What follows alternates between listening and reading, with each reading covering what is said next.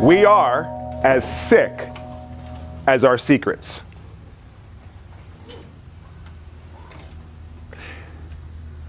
If you ever suffer from depression, just know that you're focusing on yourself. Something somebody did to you. Something somebody took away from you. Something someone damaged from you. A way that you messed up. A way that you are unfulfilled. A way that you experience an injustice. A way that, you're feeling like a failure. And when you have that depression, it's because you're not in the present. Yes, your comprehension of what you're thinking about is in the present, but what actually occurred to you is not here right now. It happened before, or it's going to happen in the future. Because as long as you're here, mentally, physically, bodily, spiritually, you're fine. See, where we're in shame, where we are in remorse, where we are in regret, when we are feeling less than, brothers and sisters, we're in our past. When we're not feeling good enough, we're not feeling wholesome enough, we're not feeling educated enough, we're not feeling attractive enough, we're not feeling rich enough, talented enough, we're in our future. But right here and right now, every single one of us is perfect. What you have going in your head while I'm trying to speak with you may not be assessed as perfect, but you really are. Every single one of us on the planet Earth has an impaired perception. No matter who they are, they have a warped and impaired perception of their self and others. The only differentiation, the only thing that's different is by how much. In simplest terms, I have a saying, it's called, we're all in a Sommer league. Some are sicker than others. See, as a youth, as far back as I can remember, I used to want to be other people. I used to turn on the radio, turn on the TV, and go see a movie, and I'll be god darned by the time I left, or that show concluded, I wasn't future tripping. I wasn't given to a mindset of fantasy. Boy, what if I was a good dancer? What if I was a good actor, a good singer, a good performer? What would life hold for me then? Would the kids that don't want to associate with me, would they want to be my friend? Southeastern Pennsylvania is where my journey started in 1964. And everything where I am from is black and white, including yours truly. My father is 6'7", grew up in West Philadelphia playing hoops with Mr. Wilt Chamberlain. My mother, 5'3", Italian, East Indian. Met my mom and dad met on a blind date. They fell in love, and my mom had that proverbial Sophie's choice decision, that life-altering decision. Was she going to marry my father and be mother and matriarch of our family, or enter the convent? That's right. My grandmother, my mom Tiny, who stood 4'11", Italian, she told me that my mom was born to be a nun. Talk about lofty goals and aspirations. I have one brother. We both come from the same mom and dad. So you're able to deduce the decision my mom made was to marry my father. And when I said about those character defects that we have, and nobody on the planet Earth is spared from that experience, it's just the degree upon which it adversely impacts their life. I go back to second grade when I first analyzed where my schism, my warping, my impairment of my perception first started to formulate. I remember going to the front door of my mom and dad's house and pulling on the door frantically. Mom, open the door, Mom, open the door, Mom, open the door. When she unlatches it, I come barreling inside. Kieth, what's wrong with you? Mom, leave me alone. Kieth, what's wrong? Mom, leave me alone. She grabs me by my face and says, baby, what's wrong with you? I asked my mom a life-defining question. Mom, am I white? Kieth, why would you ask me that? Well, Mom, the black kids say you're a gray boy, you're a half-breed, you're a mutt, you're a zebra. My hair's not like them. I don't dress the way they don't dress. Mom, am I white? Baby, who's telling you this? Mom, they say only white boys skateboard, only white boys play volleyball, and I do both of those things, Mom. Kieth, wait till your dad gets home. Dad comes in from his aerospace job, and they proceed to tell me to go up to the master bedroom and wait for my father. They come up, they shut their door, and they proceeded to tell me how I got these features and characteristics and attributes from the African-American side of the family, and my mom did the same with the Italian East Indian side of my family. Have you ever heard an adult speak in a Charlie Brown episode? Wah, wah, wah, wah, wah. That's all I heard. But brothers and sisters, what happened internally for this guy when I was second grade is an emotional detachment. I was emotionally ripped from my biological mother, father, and brother and didn't even know it. How did that pain, how did that emotional detachment show itself? Things like childhood obesity, where I was too fat. Hold on, guys, ready for this? I was too fat to play football. That's right. I would go and get on the scale inside the locker room. The coaches would muddle about and say, Kieth, yeah, coach? Yeah, you can't play today. Why? You're weight barred. I had to take off my helmet, take off my jersey, take off my shoulder pads, put the jersey back on inside out, and then run out on the field behind the formation of the football team and take my position on the bench next to the water boy and the Gatorade. I'm not playing. So how does a little boy tell his dad's mother and father, who came from Philadelphia to watch me play, that I can't play, that I have to sit on the sidelines? The acronym for that is called PAID, Pitiful and Incomprehensible Demoralization. That feeling at the core of your gut that you'd just rather die than have that experience. God, please take me away. I don't want to have this.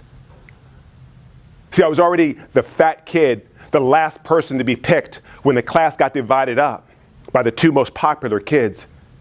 And they picked the kids who wants to be on my team. It was either me or a guy named Stephen Gabby who had chronic asthma.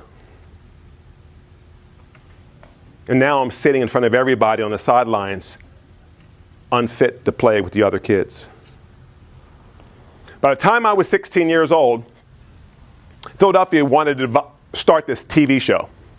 They wanted to call it American Bandstand and reboot a famous viral TV show for its time. But the people who owned it, Dick Clark Productions, wouldn't let it happen, so they had to start another TV show called Dancing on Air. And it went viral. Everybody in the Eastern Seaboard knew of the TV show.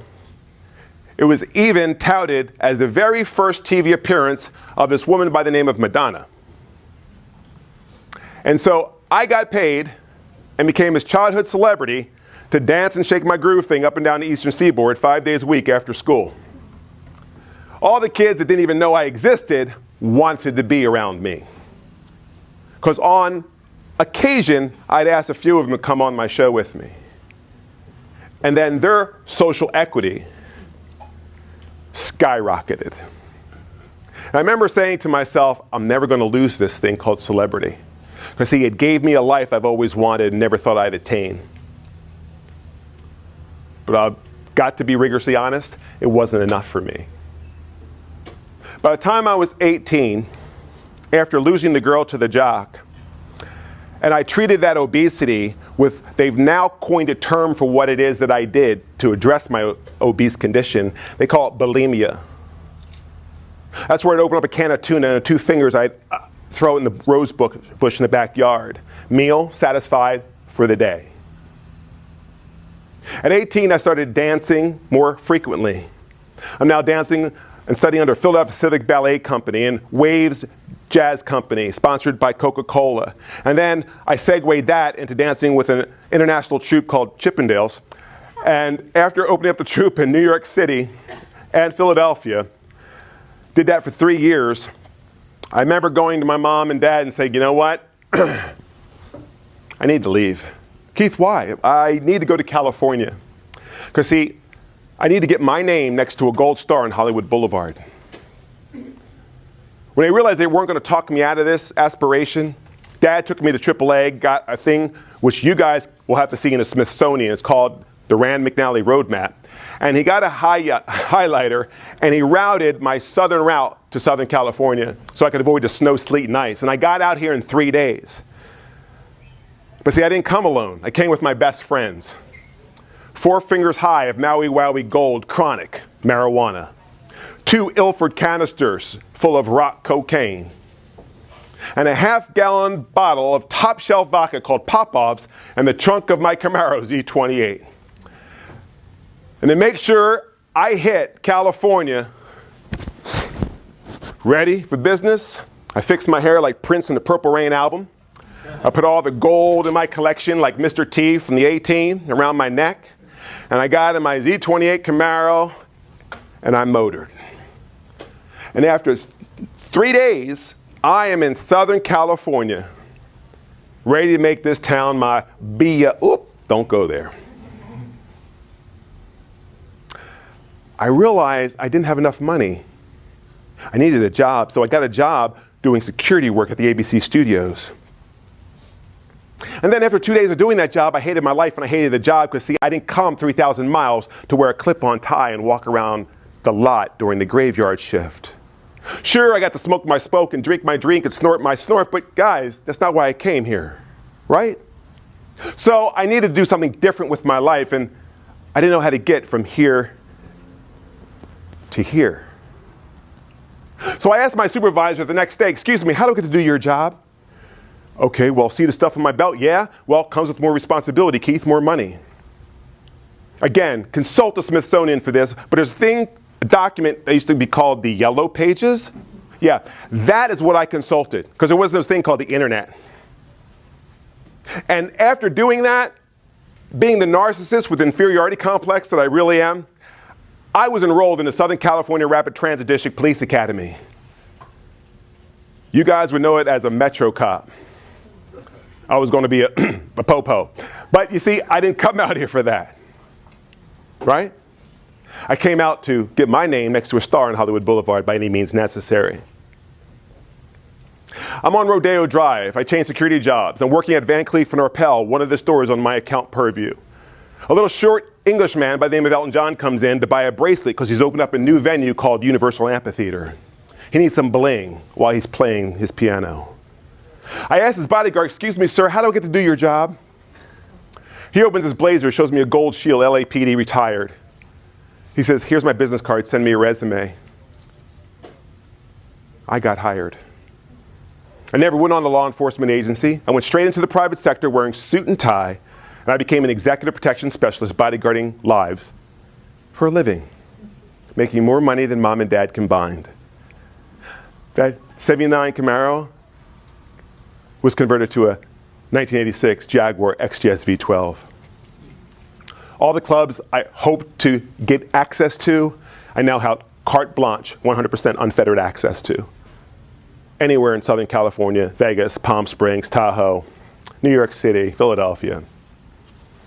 I had the names of the who in my thing, also historical, called the Rolodex. I had Prince's number, had Madonna's number, Sinead O'Connor, and my most illustrious clients, Milli Vanilli. And during my time doing this for 6 years, life was good. Anyone I wanted to be around, I could be around. Anywhere I wanted to go, I got to go. November 13th, 1992. I go into the studio in Glendale and I sit down with a guy named Chucky Booker, who is Janet Jackson's producer for her Black Cat tour, and I signed a contract to be his executive protection specialist for 6 weeks. My compensation, $6,000 per week plus per diem. Saturday, November 14th, I went to the Roxbury nightclub on Sunset Boulevard. A very illustrious establishment. The who's who, red carpet, limos, Maybachs, Ferraris. And it was where you'd want to be on a Friday or Saturday night. And I'm up in the VIP room, hobnobbing with all the who's who. And then at 12:30, I wasn't feeling the vibe and I wanted to leave.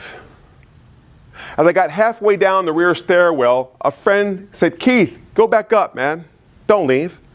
Sit at my table because, I'll pick the tab up, Keith, so it's all on me. Don't worry about it." Back up I went. And I ordered my kamikaze and drank my Heineken, because that's what players do. And when I got there and I was doing the 2 o'clock, I decided to be very foresighted and said, I don't want this party to stop. Guys, what do you feel like doing? Let's put it on the line. I have this estate guest house in Silver Lake. I look down on Dodger Stadium, down on Glendale. You guys want to go kick it in my crib? No, Keith, says Drew, I just closed a multi-million-dollar home here in Bel Air. Oh, cool. Well, Drew, you win. Let's go to your place. So I go downstairs, and since I knew the owners, I got to keep my key, and I get in my Jag XGS V12, and I forgot the detachable face, so I go and put that on, and I start the car, and I drive down Sunset, and I drove for a mile down Sunset Boulevard. And as I'm going near Tower Records on the right, and Tower and Spago's restaurant, and Old World restaurant, and as I go around the turn, that's when my Jag went across a double yellow line. That's when I hit a Chevy Chevette almost head on.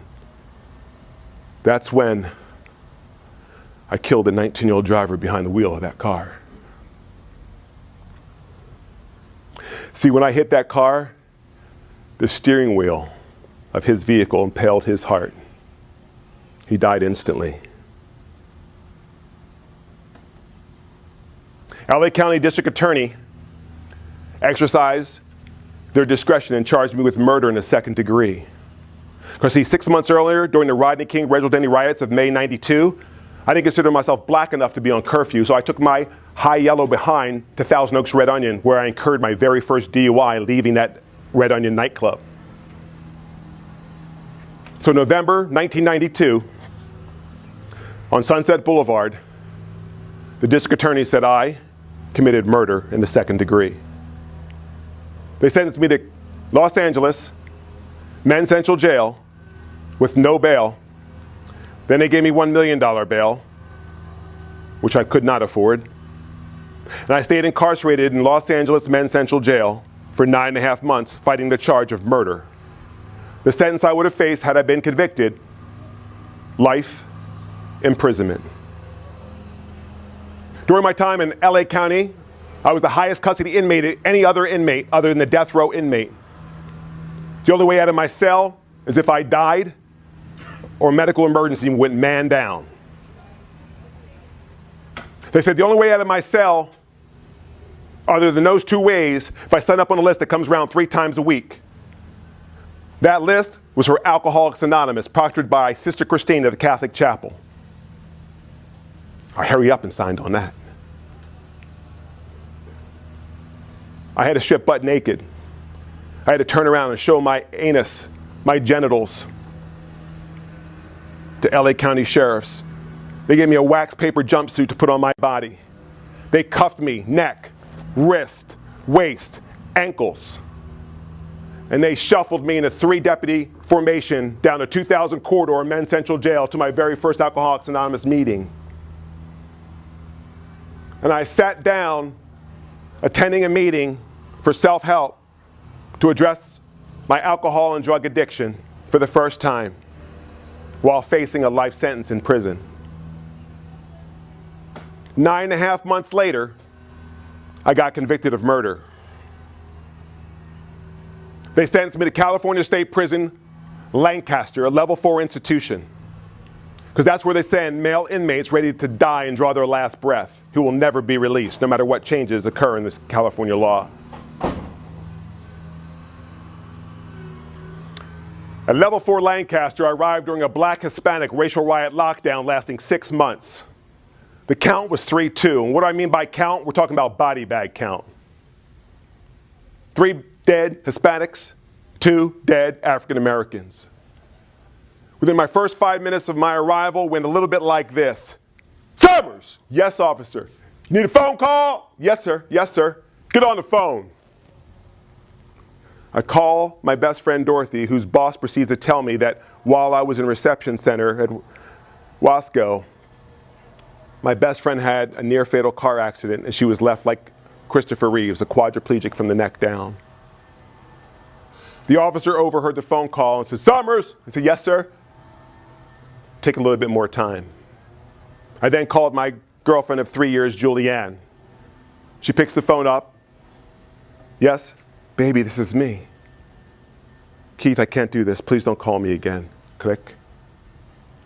She Dear Johns me and ends the relationship.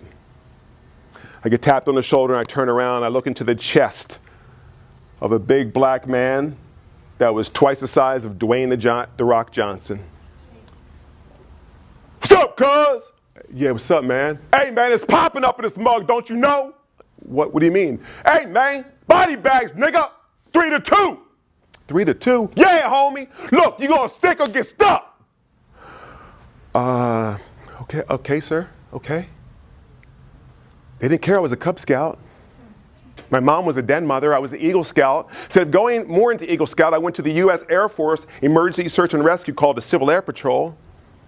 And then while out here, I was doing security guard work, and I went to the police academy, and I became a post-certified officer, and I was ready to go to the police department, but I was bodyguarding people. I was protecting people, because see, I care about people. Didn't matter. I drank. I drove. I crashed. And the person's gone. They labeled me as a murderer.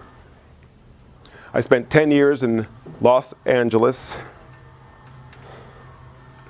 California penal system. Every challenge of my conviction was denied.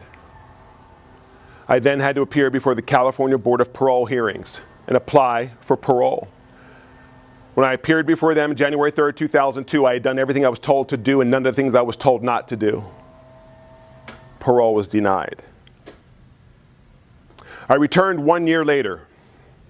For that was the date they said come back and reapply. I continued to do what I was told to do, and I continued not to do the things I was told not to do. I still appeared without incurring a single verbal or disciplinary write-up. Parole was denied. I got on the phone and I called my mother and father 3,000 miles away and said, Mom, Dad, I have 3 realities facing me. Are you listening? Yes, Keith. No, are you listening? Are you listening? Yes, son. Okay, I'm gonna get killed in here. I don't care who's listening. I don't care what happens to me. I don't care what they do with my body, okay? Or 2, I'm gonna succeed in my attempt to get out of here. You will never hear from me again. Just know that I'll be well. Or 3, I'll do what some of the other lifers are doing and I'll study the law. Through the tears, through the sobbings, on a collect phone call 3,000 miles away, they begged me to take that 3rd option, and I did. At that moment, I gave up every single thing in my life that brought me physical comfort. The only thing I did was take a shower, brush my teeth, go to the bathroom, and study the law. I became my own attorney. I filed 30 cases in the state and federal court, and 5 years later, that first parole denial on January 3rd, 2002, reached the U.S. Ninth Circuit Court of Appeals, the 2nd highest court in the United States. It was assigned to a 3-judge panel.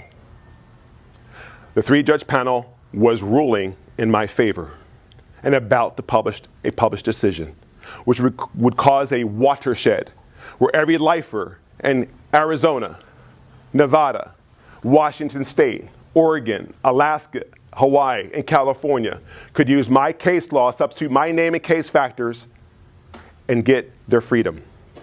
To keep that from happening, they brought me back to the board July 2009 and found me suitable for parole.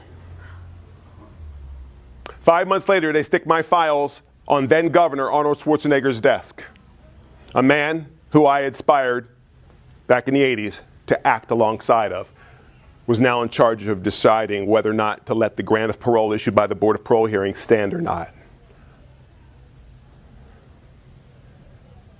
Attorney General said, Arnold, do not touch this one. He must go.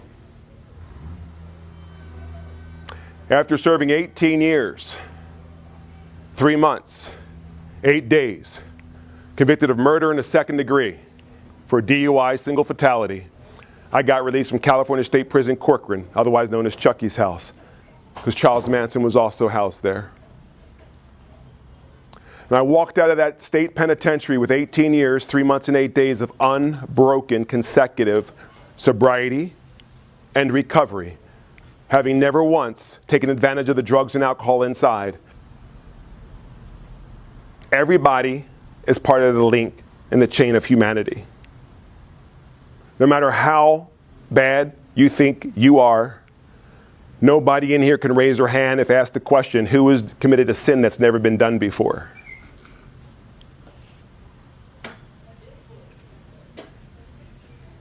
I never thought I would have done what I did November 15th, 1992. Playing that tape back with the perspective I now have, I can see clearly it wasn't will it happen, it's when will it happen and to what degree of consequence when it does. Because my choices I was making pre-92 were all about Kieth Somers. They're all about self. What can I get? Because when I get, then I'll be. When I get the money, I'll get the car, I'll get the job, I'll get the girl, I'll get the career, and then I'll be perfect. And then some of my clients also suffered the same spiritual malady. Why would Whitney Houston leave 100,000 people screaming her name in a stadium? All the beauty, all the talent, all the world recognition, all the money, all the fame. Put towels under the seam of her door, grab a glass pipe, and try to take herself to oblivion. Heath Ledger, Prince Rogers Nelson, Brittany Murphy, on and on and on. Because the malady causes us to find our cure on everything that's external. And that's the greatest lie. That's the greatest proverbial elusive carrot that we'll constantly chase to our own detriment and the detriment of everyone we say that we love. All that ills you, it's not a fragmented relationship of someone who's incarcerated. All that ills you is found in the cave of fears, of having the courage to say, I need help. Having the courage to say, I feel alone. I don't feel part of. Having the courage to say, do you like me? Why? Having the courage to say, hey, you're new. Hi, my name is. Welcome. You belong here. If you need anything, no, really, if you need anything, I'm here for you. And really mean it. That's being real. So I encourage you, if you're going through stuff, it's okay. No one's spared from it. But like Maya Angelou said, you can go through a lot of horrendous things. Just don't let yourself be devalued from them. My name is Kieth Somers. I thank you for letting me share my experience, strength, and hope with you this afternoon.